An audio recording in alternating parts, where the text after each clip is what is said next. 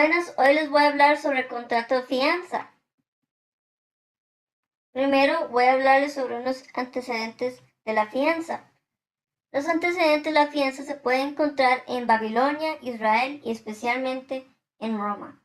En Roma existieron tres formas de garantizar una obligación mediante el intercambio de una pregunta y una contestación, que se llama sponsio, fideipromisio, fideiusio.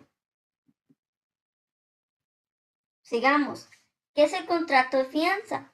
El contrato de fianza es un contrato en el cual un tercero se compromete a pagar o realizar una prestación a un acreedor en cumplimiento de lo que debía pagar o realizar el deudor.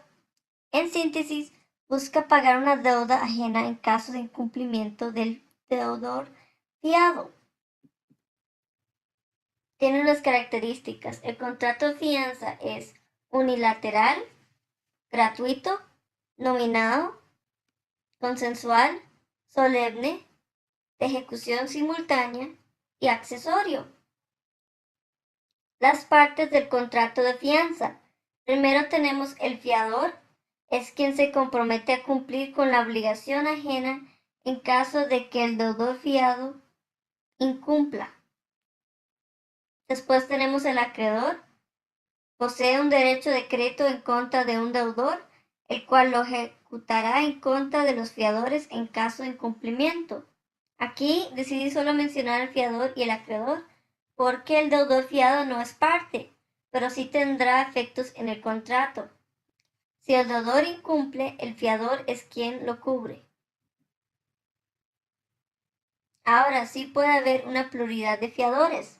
A la hora en que se ejecute la fianza, si solo existe un fiador, este se subrogará el derecho de crédito del acreedor y podrá exigirle al deudor fiado que le restituya lo pagado. Esto se refiere de que el fiador paga la deuda porque el deudor fiado no cumplió, ¿verdad? Aquí simplemente dice de que el fiador paga la deuda al acreedor, ¿verdad? Paga el crédito. Entonces, luego puede exigirle el cumplimiento del pago al deudor fiado, a la persona que no cumplió con su deuda, ¿verdad? Porque subrogó el derecho de crédito del acreedor. Entonces, ahora el fiador puede cobrarle al deudor fiado el dinero, ¿verdad? Sigamos. De haber varios fiadores para un mismo deudor, el fiador que pagó podrá reclamar de manera solidaria lo pagado. Esto se refiere de que hay varios fiadores para un deudor, ¿verdad? Digamos que una de ellas, digamos esta es una fiadora o fiador y ella es quien paga toda la deuda al acreedor. Ella luego puede ir a cobrarle a los demás fiadores su porción, o sea, de que cada una de ellas son fiadores.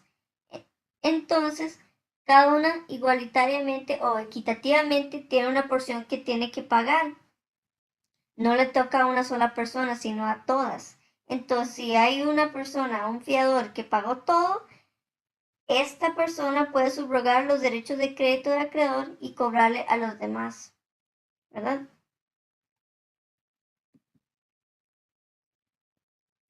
Hay unos requisitos del contrato de fianza. Hay unos requisitos de validez que se aplican para todos los contratos que están en el artículo 627 del Código Civil, que exige la capacidad de quienes se obligan, el objeto cosa cierta y posible y por último, una causa justa. Ahora, también hay requisitos de existencia, que haya primero una obligación previa y que haya consentimiento, aunque solo es necesario por parte del fiador y del acreedor, ¿verdad? Todos tienen que consentir. Fianza civil y mercantil. Nuestro ordenamiento considera dos tipos de fianza, la fianza civil y la fianza mercantil. La diferencia principal la establece el Código de Comercio en su artículo 509. El artículo 509 dice que para que la fianza se considere mercantil, basta que tenga por objeto asegurar el cumplimiento de un acto o contrato de comercio. La fianza mercantil será siempre solidaria, salvo reserva en contrario, y en consecuencia no podrá el fiador invocar el beneficio de exclusión. En resumen, será civil toda aquella que asegure el pago de una obligación civil, y será mercantil toda aquella que se asegura el cumplimiento de un acto o contrato de comercio. Voy a mencionarles las diferencias entre la fianza civil y la fianza mercantil. En la fianza civil será una fianza subsidiaria. Significa que se necesita agotar la vía de cobro del deudor, ¿verdad? Entonces se necesita cobrarle al deudor primero y agotarse todas las vías necesarias. En la fianza civil será una fianza subsidiaria. Significa que se necesita agotar la vía de cobro del deudor. O sea, de que necesita usar todas las vías posibles para cobrar al deudor primero. En la fianza civil incluye el beneficio de exclusión. En la fianza civil es verbal, puede ser escrito, eso es opcional. Tiene 10 años para extender el plazo antes que se prescriba y no hay intereses. En la fianza mercantil es solidaria, se cobra el deudor junto con el fiador. El que paga subroga los derechos, o sea, de que si el fiador paga la deuda, puede volver a ir a cobrarle al deudor que no cumplió. En la fianza mercantil no hay beneficio de exclusión. En la fianza mercantil es escrita porque es un requisito, o sea, es obligatorio, no puede ser verbal, tiene que ser escrita. En la fianza mercantil la obligación es obligatoria, no hay otra manera de decirlo, se necesita cumplir la obligación. Tiene 4 años para prescribir para el acreedor, solo si la convinieron. La fianza mercantil sucede solo si la convinieron, pero generalmente no se da en toda operación de comercio. El beneficio de exclusión. El beneficio de exclusión es el derecho que tiene el fiador de oponerse a hacer efectiva la fianza en tanto el acreedor no haya ejecutado todos los bienes del deudor. Mediante el uso de este derecho, el fiador le dice al acreedor que se dirija en primer término contra los bienes del deudor principal antes de dirigirse contra él, sea por medio del proceso judicial.